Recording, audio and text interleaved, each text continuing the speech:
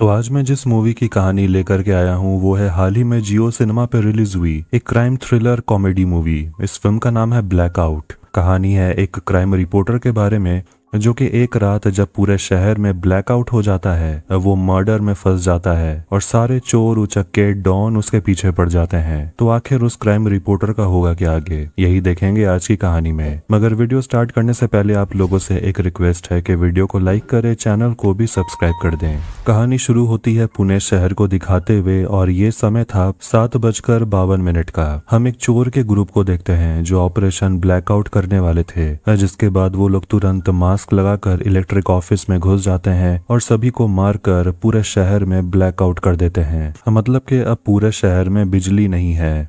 वो लोग ऐसा क्यों करते हैं ये तुरंत पता चल जाएगा। वो ग्रुप पहुंच जाते हैं एक बहुत बड़े तिजोरी के पास। वो लोग ड्रिलिंग करने लगते हैं और आखिर में उस तिजोरी को उन्हें ब्लास्ट करना पड़ता है और उसके अंदर से उन्हें ढेर सारे सोने जेवर मिलते हैं जिसे वो चोरी कर लेते हैं। मगर कहानी आती है फिर से दोबारा से 7:52 पर और हम एक क्राइम रिपोर्टर लेनी डिसूजा से मिलते हैं। वो अपने घर पर जाने से पहले अपने सोसाइटी में रहने वाले कुछ बच्चों का फुटबॉल पंक्चर कर देता है। अब वो अपने घर जाता है तो उसकी पत्नी रोशनी डिसूजा उसके लिए दाल मखनी बना रही थी जो जल गया।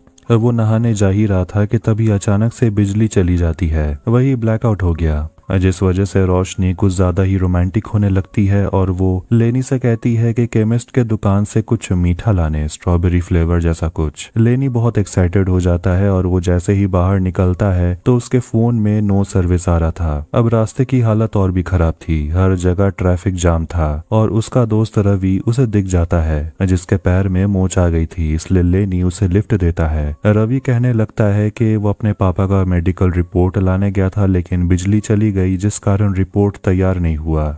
खैर अब कुछ समय बात करने के बाद वो लोग देखते हैं कि बारिश होने वाली थी तो दोनों अपने अपने घर के लिए निकलते हैं। जैसे ही लेनी घर वापस आ रहा था तो वो किसी का गाड़ी को ठोक देता है। वो भारी बारिश में अपने गाड़ी से निकलता है और देखता है कि एक बड़ी सी गाड़ी पलट गई थी। उस गाड़ी के अंदर वही चोर लोग थे जो घायल हो गए थे और बहुत सारा सोना और एक बक्सा भी था। ये देखकर उसके मन में लालच आने लगता है और वो सोचता है कि इससे उनकी जिंदगी बदल जाएगी। वो काफी खुश हो गया था और वो सब कुछ चुरा लेता है। फिर वो अपने घर जाने लगता है और उसके खुशी का तो ठिकाना ही नहीं था कि तभी उसके फोन में एक मैसेज आता है। उसका ध्यान भटकता है और वो फिर से किसी को ठोक देता है। अब एक्सीडेंट हो गया था ये देखकर आसपास के लोग सामने जुट जाते हैं और लेनी पर चिल्लाने लगते हैं कि आखिर उसने ये सब क्या कर दिया।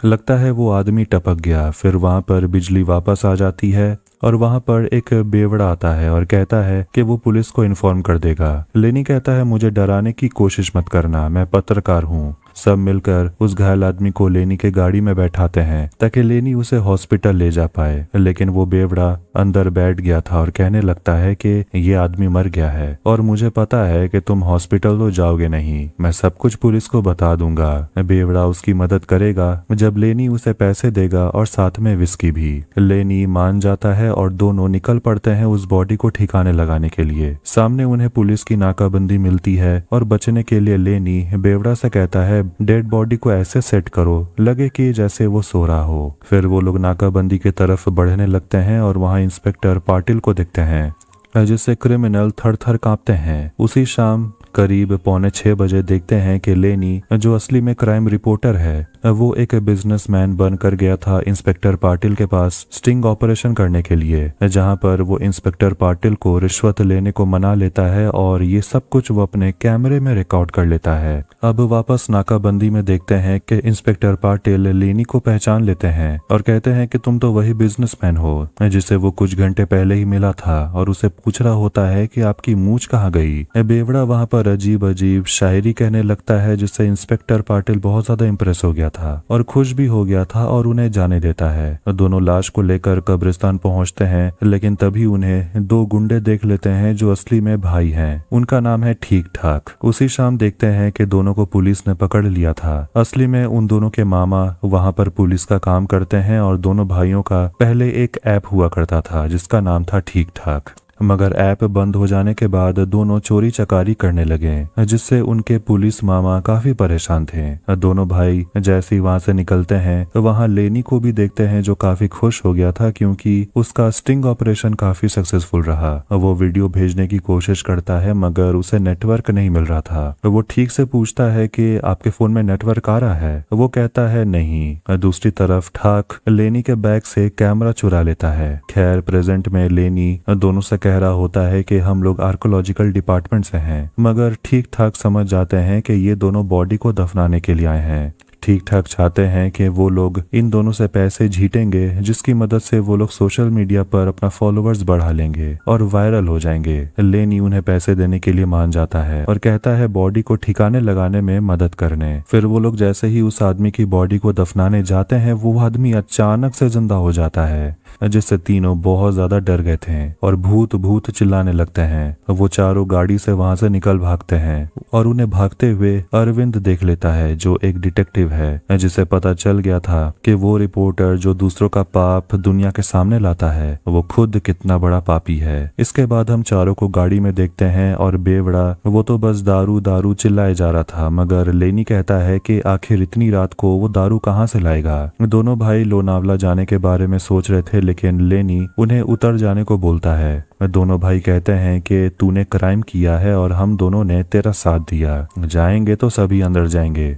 लेनी बहुत बुरा फंस गया था कि तभी उसे उसके बॉस का कॉल आता है, जो कहते हैं कि पब्लिक हॉस्पिटल में लोग धरना दे रहे हैं, जल्दी जाकर इस न्यूज को कवर करो, तुम्हारे पास कैमरा तो होगा। लेनी कहता है हाँ कैमरा तो है, कि तभी उसका फोन का बैटरी डेड हो जाता है। इसके बाद वो लोग पब्लिक हॉस्पिटल पहुंच जाते हैं, जहां पर एक्स MLA अनीता सभी को भाषण दे रही होती है और वो काफी गुस्से में थी क्योंकि हॉस्पिटल में कई लोगों की मौत हो गई। लेनी रिकॉर्ड करने के लिए कैमरा निकालने वाला था तो वो देखता है कि कैमरा तो उसके बैग में है ही नहीं। ठीक ठाक एक दूसरे को देखते ही रहते हैं क्योंकि कैमरा तो उन लोगों ने ही चुराया था। तभी अनीता की नजर जाती है लेनी पर, जिसे वो गुस्से में देखने लगती है। 1 महीना पहले लेनी अपना गेटअप बदलकर अनीता से मिलने के लिए गया था, जो उसे कह रही होती है कि हमने पुणे को बहुत कुछ दिया है। लेनी कहता है कि मेरे बॉस चाहते हैं कि पुणे को 7 स्टार होटल मिले और वो 7 स्टार होटल उसके बॉस बनाना चाहते हैं झोपड़पट्टी के जगह पर, जिस पर अनीता मान जाती है और कहती है कि आप बस मुझे पैसे दे दीजिए, मैं कोई भी जगह खाली करवा दूंगी। मगर उसे ये नहीं पता था कि ये सब कुछ कैमरे पर रिकॉर्ड हो गया था, जिसके बाद न्यूज पर इस वीडियो को वायरल कर दिया गया था। और होता यह है कि करप्शन के मामले में MLA अनीता दोषी पाई जाती है और उसे विधायक के पद से रिजाइन देना पड़ता है। ठीक ठाक लेनी को बता देते हैं कि उन लोगों ने ही कैमरा चुराया। दूसरी तरफ बेवड़ा वहां नौटंकी करने लगता है, जिससे अनीता अपना स्पीच नहीं दे पा रही थी। फिर वहां पर ठीक ठाक हॉस्पिटल की बिजली गुल कर देते हैं, जिससे वहां पर भगदड़ मच जाती है। फिर अनीता भी अपना चप्पल निकाल लेती है और लड़ने के लिए मैदान में कूद पड़ती है। बिजली वापस आ जाती है और वो पकड़ी जाती है हाथ में चप्पल लिए। अब वापस चारों को गाड़ी में देखते हैं। बेवड़ा ठीक ठाक सभी लोग हंसते ही जा रहे थे और लेनी उन्हें चिल्लाकर कहता है चुप रहने के लिए, और ये भी बोलता है सब कुछ सही नहीं हो रहा। लेनी घर से निकला था क्या लाने के लिए और कहाँ फंस गया। ठीक ठाक लेनी को अपने चाचा सईद के दुकान पर लाते हैं, जिनका इलेक्ट्रॉनिक्स का दुकान है। उन्हीं को दोनों ने कैमरा बेच दिया था। फिर आधी रात में सईद दुकान पर आते हैं और अपने शटर से करीब 100 ताला हटाने के बाद वो शटर को खोलते हैं। 1 घंटा हो गया। लेनी का सब्र का बांध टूट रहा था। खैर कुछ समय के बाद ताला खुल जाता है और सईद कैमरा निकालता है और उसका बिल बनाकर लेनी को दे देता है, जिससे लेनी भड़क उठता है क्योंकि ये कैमरा तो उसी का था और वो इसके लिए पैसे क्यों देगा, वो भी 10,000। खैर वो लास्ट में मान भी जाता है और अपना वॉलेट लेने के लिए गाड़ी में जाता है, मगर वो देखता है कि वॉलेट वहां नहीं था। फिर वो ठीक ठाक भाइयों को मारने लगता है क्योंकि उसे लगता है कि उन्हीं ने उसके वॉलेट को चुरा लिया। अब किसी तरह लेनी सईद को मना लेता है और अपनी घड़ी उसे दे देता है और कैमरा ले लेता है, मगर कैमरा में उसका मेमोरी कार्ड नहीं था और सईद तो अपने स्कूटर पर बैठकर वहां से निकल चुका था। लेनी समझ गया था कि उसकी किस्मत आज बिल्कुल भी उसके साथ नहीं है। दूसरी तरफ बेवड़ा विस्की मांगे ही जा रहा था। फिर चारों गाड़ी में आकर बैठते हैं और तभी उनकी नजर जाती है सामने एक लड़की पर जिसकी गाड़ी खराब हो गई थी और वो लेनी के पास आती है और मदद मांगती है। उसका नाम है श्रुति। ठीक ठाक श्रुति को जल्दी से गाड़ी में बिठा लेते हैं। श्रुति सभी से उनका नाम पूछती है और दोनों भाई बताते हैं कि उनका नाम है ठीक ठाक। श्रुति कहती है अजीब है, नाम पूछती हूँ तो हाल बता रहे हैं। खैर अब वो किसी को मैसेज करने लगती है और कहती है कि मैं अपने भाई को मैसेज कर रही हूँ बताने के लिए कि मैं सेफ हूँ। अब कुछ समय के बाद लेनी रुकता है टॉयलेट करने के लिए और ये मौका देखकर बेवड़ा ठीक ठाक तीनों चले जाते हैं सामने दारू की दुकान में और वहां से बेवड़ा दारू चोरी करने लगता है और ठीक ठाक दुकान से पैसे चुरा लेता है। ये देखकर लेनी बहुत ज्यादा घबरा गया था और अब तो उनके पीछे पुलिस पड़ गई थी। वो लोग लेनी के गाड़ी का पीछा करने लगते हैं और पुलिस के गाड़ी में हम देखते हैं कि ठीक ठाक के मामा थे। खैर अब वो लोग चोर पर गोली चलाने लगते हैं जिससे लेनी अपनी गाड़ी को तेजी से भगाता है, मगर कुछ समय के बाद बेवड़ा अपना गोल्डन रिवॉल्वर निकाल लेता है और पुलिस पर शूट करने लगता है और एक पुलिस ऑफिसर का कान उड़ा देता है। फिर तभी हम डिटेक्टिव को देखते हैं जो लेनी के गाड़ी को पार करने के बाद वो रास्ते को ब्लॉक कर देता है जिससे पुलिस की गाड़ी का एक्सीडेंट हो जाता है और वो अपनी स्कूटी से वहां से निकल पड़ता है। लेनी अपनी गाड़ी को रोकता है और श्रुति बहुत ज्यादा घबरा गई थी और कहती है कि मुझे यहाँ से जाना है। लेनी उसे पूछता है कि आखिर हुआ क्या। वो कहती है कि वो बेवड़ा आदमी वो कोई और नहीं बल्कि असगर डॉन है। वो कोई आम आदमी नहीं है, वो कई सालों से लापता है जिसे पुलिस ढूंढ रही है और उसने अपने गोल्डन रिवॉल्वर से कई लोगों का मर्डर किया है। कुछ साल पहले देखते हैं कि वो बेवड़ा असली में डॉन हुआ करता था और लोगों में उसका काफी खौफ भी था। पुलिस उसके पीछे पड़ गई थी, इसीलिए वो कई साल तक अंडरग्राउंड हो गया था। फिर आज से ठीक 1 महीने पहले वो वापस से शहर में आया। वो अपने घर के आंगन में से गोल्डन रिवॉल्वर निकालता है। फिर वो शहर में ऐसे ही सड़कों पर भिखारी की तरह रहने लगता है। अब प्रेजेंट में हम देखते हैं कि लेनी, श्रुति और ठीक ठाक बहुत ज्यादा घबराए हुए थे क्योंकि उन्हें नहीं पता था कि उनके साथ जो बेवड़ा है वो असली में डॉन है। ठीक ठाक उन सभी को लेकर जाता है अन्ना के पास जिनका डॉन से 36 का आंकड़ा है और वो ठीक ठाक से कहते हैं कि अगर तुम्हारी खबर सही है तो फिर मैं तुम्हारी मदद करूंगा और तुम्हें मस्कट में शिफ्ट कर दूंगा, वहां तुम आराम की जिंदगी जीना। ठीक ठाक बहुत खुश हो जाते हैं और अन्ना उन्हें पैसे और टिकट दे देते हैं। असगर अपने दुश्मन अन्ना को देखकर बाहर निकलता है और कहता है कि इस रात का 14 साल से इंतजार किया है मैंने। अन्ना भी कहता है कि मैंने भी तेरा बहुत इंतजार किया। असगर उसे कहता है कि तूने मेरे पीठ पीछे छुरा घोपा।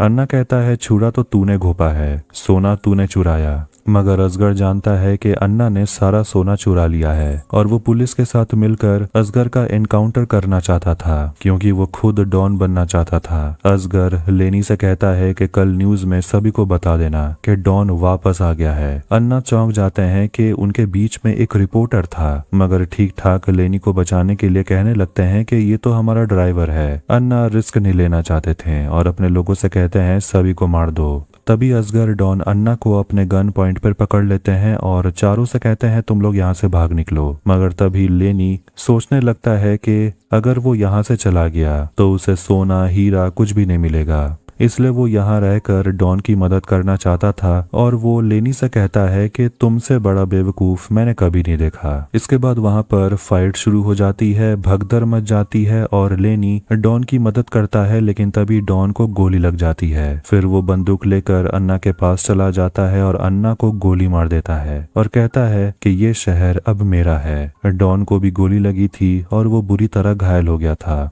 वो चारों से कहता है कि अगर मुझे कुछ हो गया तो याद रखना मस्जिद के पीछे मेरा घर है, आंगन में पेड़ के नीचे मेरी किस्मत दफन है, वहीं मुझे भी दफना देना। इसके बाद डॉन की वहीं पर मौत हो जाती है और चारों को सोना मिल गया था कि तभी वहां पर एक और शूटर आ जाता है स्नाइपर लेकर। उस आदमी का नाम है मिस्टर एक्स। लेनी उससे अपनी जान की भीख मांगने लगता है कि तभी पीछे से कोई मिस्टर एक्स को ट्रैंकुलाइज कर देता है और बेहोश कर देता है। देखते हैं कि वहां पर डिटेक्टिव अरविंद आ गया था और श्रुति उसके साथ मिली हुई है।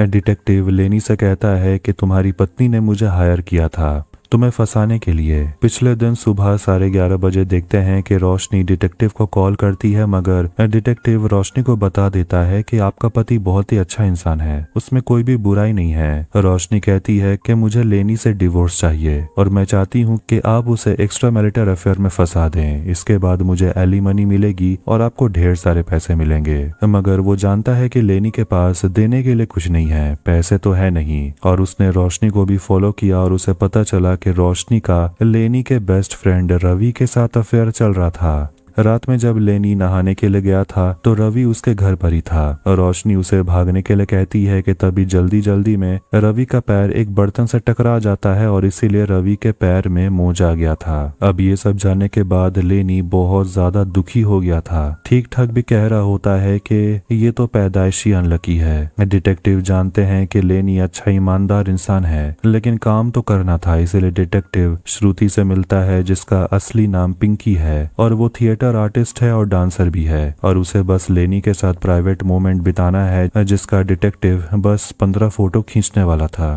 ताकि रोशनी का डिवोर्स हो जाए। डिटेक्टिव लेनी को बताने लगता है कि वो शुरू से ही लेनी पर नजर रखे हुए था और वो क्या कर रहा था, वो डॉन से कैसे मिला, पुलिस से पीछा छुड़ाने वाला भी वही था। उसके कैमरे का मेमोरी कार्ड डिटेक्टिव के पास ही है और डिटेक्टिव उसे कहने लगता है कि मैं तेरे बारे में इतना जानता हूँ कि तुझे जेल हो जाएगी और डॉन के ऊपर 10 लाख का इनाम है, वो मुझे मिलेगा। पिंकी कहती है हमें मिलेगा। इसके बाद डिटेक्टिव और पिंकी डॉन के बॉडी को लेकर और सोना लेकर वहां से चले जाते हैं, लेकिन तभी तीनों याद करते हैं कि उस गाड़ी में तो ज्यादा पेट्रोल ही नहीं है। वो लोग मुश्किल से 2 किलोमीटर दूर भाग पाए होंगे। वो तीनों भागते हैं और डिटेक्टिव और पिंकी को पकड़ लेते हैं क्योंकि गाड़ी का पेट्रोल खत्म हो गया था। वो लोग फंस गए थे और उन लोगों के बीच हाथापाई होने लगती है और डिटेक्टिव गोली चलाता है जो पिंकी को लग जाती है और वो वहीं मर जाती है। डिटेक्टिव ठाक को गाड़ी की तरफ फेंकता है जिससे गाड़ी आगे बढ़ने लगती है और लेनी और डिटेक्टिव के बीच हाथापाई होने लगती है और आखिर में लेनी डिटेक्टिव से बंदूक छीनकर उसे ही गोली मार देता है। ठीक अपने भाई ठाक को बचा लेता है और आखिर में वो तीनों ही जिंदा बचते हैं। वो लोग गाड़ी में पेट्रोल भरवाते हैं और लेनी अपने हाथ पर अपनी पत्नी का टैटू देखता है कि अब इसका वो क्या करे और डिटेक्टिव का कैमरा से अपना सारा सबूत वो डिलीट कर देता है। फिर अपना मेमोरी कार्ड ले लेता है जिसमें इंस्पेक्टर पाटिल का स्टिंग ऑपरेशन था।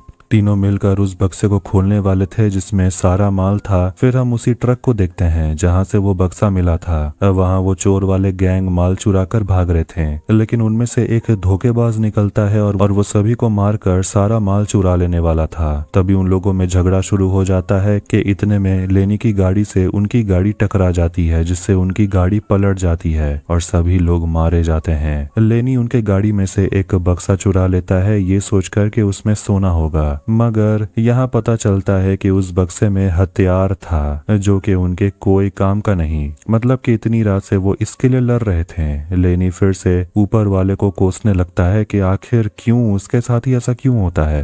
अब जितना पैसा उनके पास था लेनी ठीक ठाक से कहता है कि तुम लोग ये पैसा रख लो, अपने लाइफ में कुछ कर लो, मेरा तो कुछ होने वाला है नहीं, अनलकी जो हूँ। अब वो उन्हें पैसों से भरा बैग दे देता है और ठीक ठाक लेनी से कहता है कि जब भी शहर में ब्लैकआउट हो तो आप बाहर मत निकलना। असगर डॉन से किए वादे के मुताबिक लेनी डॉन को दफनाने के लिए उसके घर पहुंच जाता है, जहां वो आंगन में खुदाई करने लगता है और उसे वहां पर एक संदूक मिलती है जिसमें भर भर के सोना था। लेनी देखता है कि घर के ऊपर कुछ बच्चे थे जो ये सब कुछ देख चुके थे, इसलिए लेनी सोना लेकर तुरंत वहां से भाग निकलता है। अब अपने घर में वो पहुंचता है तो रोशनी रवि के साथ होती है। वो अपने फ्रिज से दही निकाल कर खाने लगता है और दोनों सोच रहे होते हैं कि आखिर इसके साथ हुआ क्या।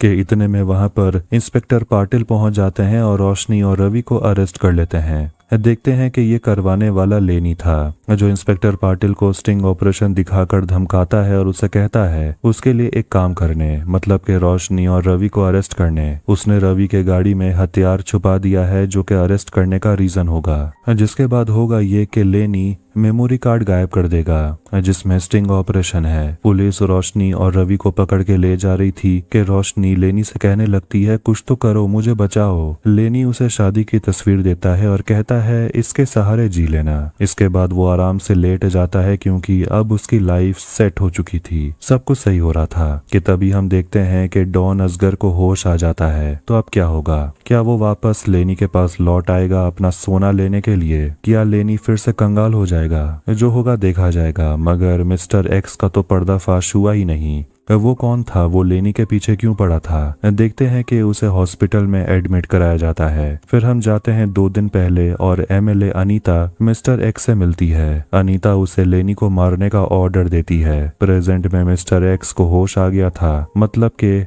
लेनी फिर से बुरा फंसने वाला है। लेनी के लेने के देने पड़ेंगे।